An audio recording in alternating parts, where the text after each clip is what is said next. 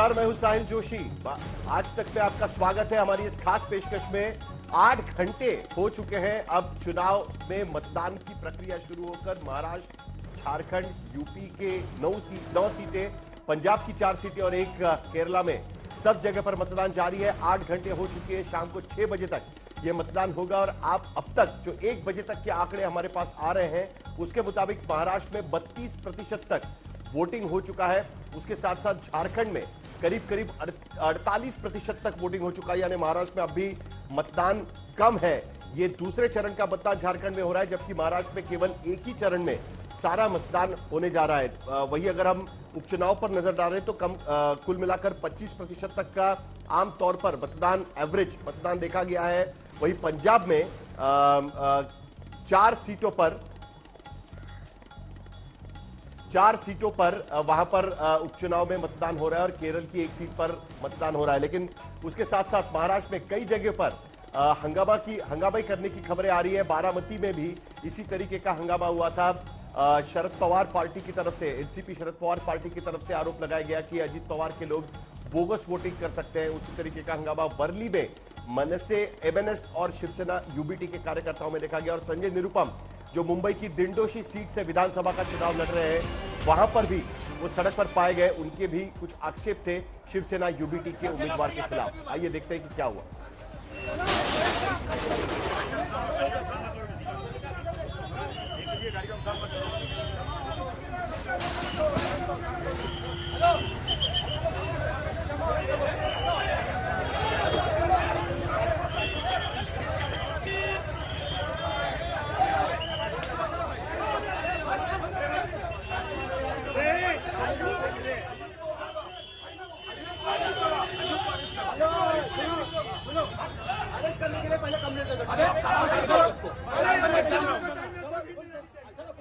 जहां से ये उम्मीदवार है वहां पर उन्होंने ये हंगामा किया हुआ हमको नजर आ रहा है।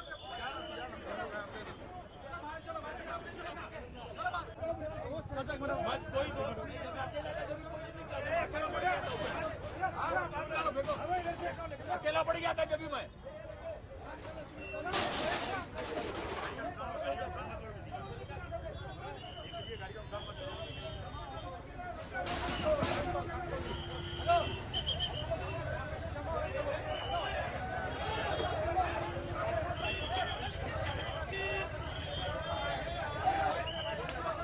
लेकिन उसके साथ साथ हमने देखा कि आज सुबह से मुंबई में भी मतदान चल रहा था। नागपुर में देवेंद्र फडणवीस, नितिन गडकरी ने मतदान किया। मुंबई में राज ठाकरे, उद्धव ठाकरे, उनके साथ में आदित्य ठाकरे, और वहीं ठाणे में मुख्यमंत्री एकनाथ शिंदे और उनके बेटे श्रीकांत शिंदे ने भी मतदान किया। मतदान के बाद, वोटिंग करने के बाद उद्धव ठाकरे और एकनाथ शिंदे ने मीडिया से बातचीत करते समय क्या कहा, वो देखते हैं। और पिछले 5 साल का कारोबार लोगों ने देखा है। 2019 में क्या हुआ था लोग आज भूले नहीं है। लोगों का मैंडेट क्या था, और लोगों का मैंडेट था महायुति। जनता का मैंडेट था महायुति, लेकिन सरकार महायुति की नहीं बनी, इसलिए वो लोगों के ध्यान में है पूरी तरह। और 2.5 साल का कार्यकाल भी देखा है उन्होंने, और हमारे 2.5 साल का भी देखा है। आज जास्त मी बोलणं आता योग्य नाही, कारण मतदान सुरू आहे। मी सर्व मतदारांना आवाहन करेन की आपण जरूर उतरा, मतदान करा आणि मध्ये उर्दू न करे। सर्व मतदारांना आवाहन करतोय महाराष्ट्रातल्या की सर्व आपल्या मित्रांसह, सहकुटुंब, सहपरिवार मतदानाला उतरा, मतदान करा आणि महाराष्ट्राचा स्वाभिमान जपा। तो उद्धव ठाकरे कह रहे हैं महाराष्ट्र को बचाने के लिए उम्मीद है उनको कि वोट डाले जाएंगे उनके पक्ष में। वहीं एकनाथ शिंदे कह रहे हैं कि जो हुआ 2019 में वो गलत था, जिसके चलते इस बार उस गलती को सुधारा जाएगा। लेकिन उसके साथ साथ कल पूरे दिन भर कैश कांड की एक बहुत बड़ी खबर चलती रही। जिस तरीके से विनोद तावड़े, भारतीय जनता पार्टी के राष्ट्रीय महासचिव, नालासोपारा इलाके में एक होटल में पाए गए और वहां पर बहुजन विकास आघाड़ी के कार्यकर्ता पहुंच गए। और उनका यह आरोप था कि विनोद तावड़े भारतीय जनता पार्टी के कार्यकर्ताओं और नेताओं के साथ में वहां पर पैसे बांट रहे थे। वहां पर पुलिस ने करीब 9,59,000 रुपए की कैश जो है वो बरामद किया और उसके साथ साथ बाकी भी कार्रवाई उन्होंने की है। विनोद तावड़े पर 3 एफआईआर भी दर्ज हो चुके हैं। बाकी इस पूरे मामले पर भी इलेक्शन कमीशन ने इस पूरे मामले का संज्ञान लिया था। विपक्ष का आरोप था कि किस तरीके से कैश कांड एक तरीके से महाराष्ट्र के विधानसभा चुनाव में दिखाई दे रहा है। विनोद तावड़े ने आज हमारे संवाददाता अभिजीत करंडे से बात की है और अपनी सफाई पेश की है। आज उन्होंने मतदान भी किया है मुंबई में। आइए सुनते हैं कि विनोद तावड़े ने हमारे संवाददाता से क्या कहा। कल विरार में विवांत होटल में बड़ा वाकया हुआ जहां पर बीजेपी के महासचिव विनोद तावड़े जी पर एक आरोप लगाया गया कि वो वहां पर आए थे और वहां से पैसे बांटे गए। हमारे साथ विनोद तावड़े जी है। तावड़े जी, आपका बहुत बहुत स्वागत है। एक्चुअली मुझे जानना है कि ये हुआ कैसे। कल एक्चुअली आप गए थे वहां पर, जिस तरीके से लोग आए वो हुआ कैसे? आप जैसे बड़े नेता वहां पर देखकर लोग हैरान हो गए। मैं परसों कैंपेन खत्म हुआ तो फिर आप वहाँ रह नहीं सकते हैं, तो मैं सुबह निकल के आ रहा था, तो रास्ते में विरार आता है तो मैंने फ़ोन किया भाई राजन नाइक को, कैसे चल रहा है। बोले सब व्यवस्था अच्छी लगी है, हम लोग बैठे ही है, आप 5 मिनट चाय पीने आओ। तो फिर मैं वहाँ गया तो बूथ प्रमुखों का उनका मिलन चल रहा था। तो भी मैंने वोटिंग मशीन को कैसे सील किया जाता है, फिर उस पर साइन कहाँ करने हैं, ऑब्जेक्शन कैसे लिया जाता है, इस प्रकार की 4-5 मिनट वो भी रिकॉर्डेड है, वो बातें की। तो हवा ये उठाई बहुजन विकास आघाड़ी ने कि ये तावड़े जी पैसे बांटने हैं, पैसे बांटने। और उन्होंने उठाई, छोड़ो, राहुल गांधी और सुप्रिया सुळे भी बोल रहे कि मैंने 5 करोड़ बांटे, और वहाँ इलेक्शन कमीशन को तो मेरे पास 1 पैसा नहीं मिला। तो अब मेरा राहुल जी और सुप्रिया जी को कहना है कि अगर आप कंफर्म थे 5 करोड़ था और मेरा वहाँ मिला नहीं, तो आपने मुझे 5 करोड़ देना चाहिए, ये मेरी उनसे रिक्वेस्ट है। लेकिन वो जिस तरीके से आप वहाँ पे बैठे थे, विजुअल्स में दिखाया गया कि वो लोग कुछ एनवलप्स दिखा रहे थे जिसमें से पैसा दिखा रहे थे, तो वो सब क्या था? ऐसा कि उन्होंने एक कोई बैग लाए, उसमें एनवलप दिए, वो उनको शायद चैनल्स पे क्या दिखना चाहिए इसका अच्छा अध्ययन था, तो वो बता रहे थे। क्योंकि मैं अंदर, एक तो वो होटल तो ठाकुर का ही है, विवांता, वो क्या उनका ही है, तो वहां से एंटर करने से सीसीटीवी फुटेज उनके पास है, पुलिस के पास है, और इसलिए पैसे का कोई मामला ही नहीं था उसमें। अब तो 3 कंप्लेंट FIR हुई है। एक, मैंने साइलेंट पीरियड में वहां जाना। नंबर 2, हमने मीडिया को वहां एड्रेस किया, तो हमने कोई कॉन्फ्रेंस नहीं बुलाई, वहां मीडिया आई थी, उनको हमने बताया। और नंबर 3, क्षितिज पे कोई केस बनी। चौथी केस जो बनी है आफ्टर सब CCTV वगैरह देखने के बाद कि 9,90,000 रुपया वहां का जो चुनाव प्रमुख है उसके कमरे में मिला। तो वो पैसा आज जो फूड पैकेट बंटवारा होता है उसका जो पैसा देना था वो है, और वो हमने चुनाव आयोग को नालासोपारा यूनिट ने लिखित रूप में ये 10 लाख रुपया फॉर दिस ऐसा बताया भी है, और इसलिए उसमें मेरा कोई संबंध आता नहीं है, इसमें मेरी कोई उस पर FIR में मेरा नाम नहीं है। कुछ डायरिया दिखाई गई और उसमें दिखाया गया है कि देखिए इसमें कुछ रकम लिखी है, इसको इतना पैसा दिया, उसको इतना पैसा बांटा, ये सब इसी तरीके से चल रहा था। और आपने भी सुना होगा कि आपसे बात करने से पहले जब हितेंद्र ठाकुर लोगों से बात कर रहे थे, मीडिया से बात कर रहे थे, तो वो बोल रहे थे कि भाई देखिए ये तो डायरिया मिली है, हमने वो सब जब्त किया है, हमारे पास वीडियो फुटेज है कि पैसे बांट रहे थे। तो इसलिए वीडियो फुटेज है ना पैसे बांटने का, तो वो क्षितिज और ये अपा जो है वो दे दे, उसमें रोक कौन रहा है। मेरा यही मानना है कि सब वो होटल के मालिक है, CCTV उनके पास है। भी यहाँ पर कह रहे हैं कि जांच की जाए, और जो 10 लाख रुपए मिले उनका कहना है कि पार्टी की तरफ से पुलिस को बता दिया गया है कि ये जो पैसे हैं ये दरअसल वोटिंग के दिन जो कार्यकर्ता पोलिंग एजेंट के रूप में वहां पर बैठे उन्हें खाना पीना देने के लिए हम लोग ने 10 लाख रुपए का खर्चा रखा था। इंटरेस्टिंग बात यह है कि विधानसभा क्षेत्र में किसी भी कैंडिडेट 40 लाख के ऊपर अपना एक्सपेंस नहीं दिखा सकते, और उसमें से 10 लाख रुपए पोलिंग डे के लिए वहां पर रखे गए थे। आखिरकार इसकी पुलिस जांच करेगी। लेकिन अब हमारे 2 संवाददाता जुड़ चुके हैं। नागपुर से हमारे साथ है अशोक सिंघल, और मुंबई से हमारे साथ जुड़ चुके हैं दिव्येश सिंह। अशोक सिंघल से हम शुरुआत करेंगे कि अशोक, आज नितिन गडकरी, RSS चीफ मोहन भागवत और उसके साथ साथ देवेंद्र फडणवीस, 3 बड़े नेता वहां पर वोटिंग करने के लिए गए हुए थे। नितिन गडकरी से तो आपने बात की ही, लेकिन उसके साथ साथ देवेंद्र फडणवीस क्या कॉन्फिडेंट नजर आ रहे थे? उनका यह कहना है कि भाई जो भी अनिल देशमुख के साथ हुआ वो एक सलीम जावेद की स्क्रिप्ट है, जिसके बारे में अब बातचीत चल रही थी विनोद तावड़े के बारे में, वो भी एक झूठ फैलाया जा रहा है।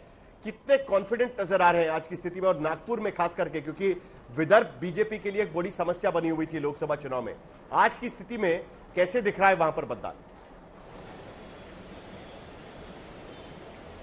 देखिए, मतदान सुबह थोड़ा स्लो था साहिल, लेकिन उसके बाद देख रहे लंबी लंबी लाइनें लगी हुई, महिलाएं भी भारी तादाद में वोट डालने के लिए घरों से निकली हुई। लेकिन जहां तक बात है कॉन्फिडेंस की, क्योंकि विदर्भ की अगर बात की जाए 2014 के बाद से, 2014 में अच्छा परफॉर्मेंस था विधानसभा के चुनाव में, लेकिन 2019 में कम हुआ, फिर लोकसभा में भी बहुत अच्छी स्थिति नहीं थी बीजेपी की।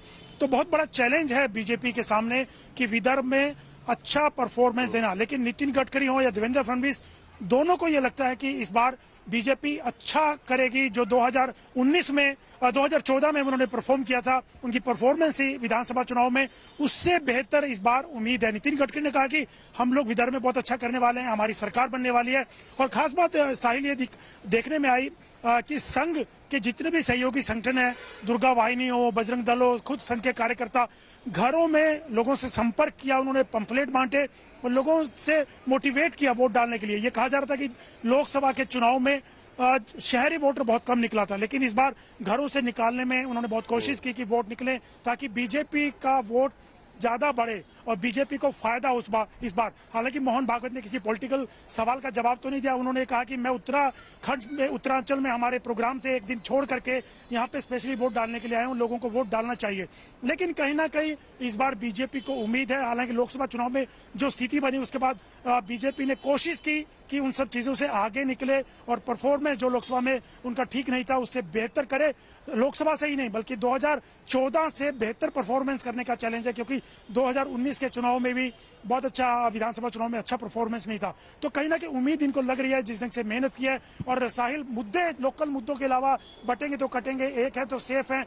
योगी आदित्यनाथ यहाँ पे आए, राहुल गांधी ने संविधान सम्मेलन किया, मल्लिकार्जुन खड़गे आए, प्रियंका गांधी ने रोड शो किया। तो कहीं ना कहीं कोशिश यही है कि बीजेपी की जो नैरेटिव 2024 के चुनाव में कांग्रेस और सहयोगी पार्टियों ने संविधान को लेकर किया था, उससे दूर करके अब एकजुट किया जाए हिंदू वोटरों को और शहरी वोटरों को, जो बीजेपी के वोटर हैं, उनको पोलिंग बूथ तक लाया जाए।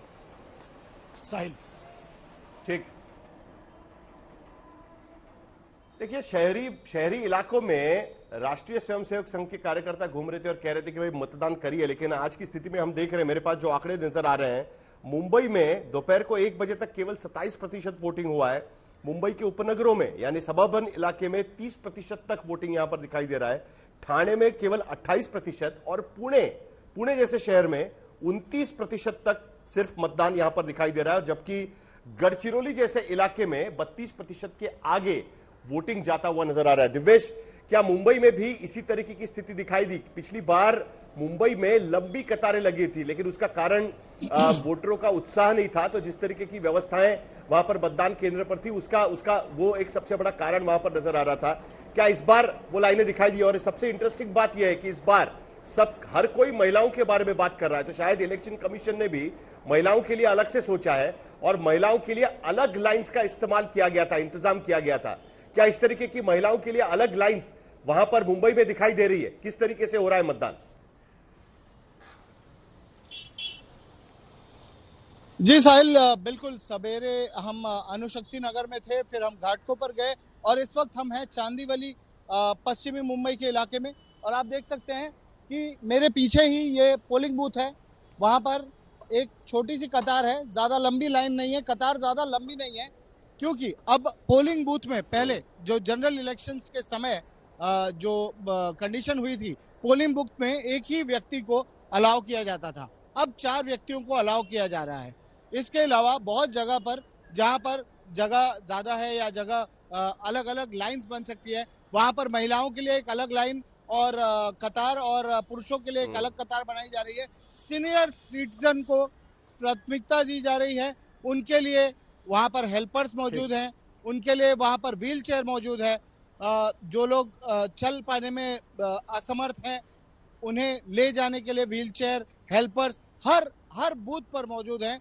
और काफी फ्रेंडली एटमॉस्फेयर बनाया गया है। ईसीआई की तरफ से ये कोशिश की गई है कि किसी तरीके से वोटर्स को कोई तकलीफ ना हो जब वो अपना वोट करने आए। पानी पीने की व्यवस्था हो, बाथरूम, इलेक्शन कमीशन भी या फिर इलेक्शन कमीशन भी चाहती है कि इस बार महिलाओं का मतदान ठीक तरीके से हो। यहाँ पर अलग से महिलाओं के लिए व्यवस्था की गई है। अगर आप लाइन में जाते हो तो महिलाओं की लाइन अलग, पुरुषों की लाइन अलग, सीनियर सिटीजन्स की लाइन अलग। पिछली बार 4-4 घंटे लगे थे मुंबई में मतदान करने के लिए। इतनी व्यवस्था करने के बावजूद भी गढ़चिरौली जैसे इलाके में जो एक आदिवासी इलाका है, निर्जल इलाका है, निर्गम इलाका है, वहां पर 50% से ज्यादा वोटिंग अब तक हो चुकी है 1 बजे तक, जबकि मुंबई जैसे इलाके में, मुंबई जैसे शहर में 30% तक वोटिंग यहां पर अभी 1 बजे तक पहुंची हुई है। 8 घंटे हो चुके हैं, 5-6 बजे तक वोटिंग शुरू रहेगी, तो कम से कम 3 घंटे अभी बाकी है। देखते हैं कि शाम में मुंबई के लोग बाहर निकलते हैं कि नहीं निकलते हैं, लेकिन कुल मिलाकर शहरों में मतदान कम होता है और इसीलिए इलेक्शन कमीशन इस बार ज्यादा कोशिश कर रहा था कि मुंबई, पुणे जैसे शहरों में ज्यादा मतदान हो, लेकिन अब तक तो उसका असर कुछ खास नजर नहीं आ रहा है। तो देखते हैं कि आगे यह मतदान किस तरीके से होगा। मुंबई में मतदान के बाद अपने चिरपरिचित अंदाज में दिखाई दिए केंद्रीय मंत्री रामदास आठवले। जिस तरह वोटिंग होना चाहिए उतना वोटिंग नहीं हो पा रहा है और गढ़चिरौली में ज्यादा वोटिंग हो रहा है। जहाँ ट्राइबल एरिया है, जहाँ नक्सलाइट एरिया है, वहाँ ज्यादा वोटिंग हो रहा है। कश्मीर में, जम्मू कश्मीर में ज्यादा वोटिंग हो रहा है, 59-60% वोटिंग हो रहा है। लेकिन बाकी के राज्यों में वोटिंग कम हो रहा है। ये अपने लोकतंत्र के लिए अच्छी बात नहीं है। जिसको वोट देना है उसको आप वोट दीजिए, लेकिन हर आदमी ने घर के बाहर निकलना चाहिए और कम से कम 80-90% वोटिंग होना चाहिए, ऐसा हमारा मानना है।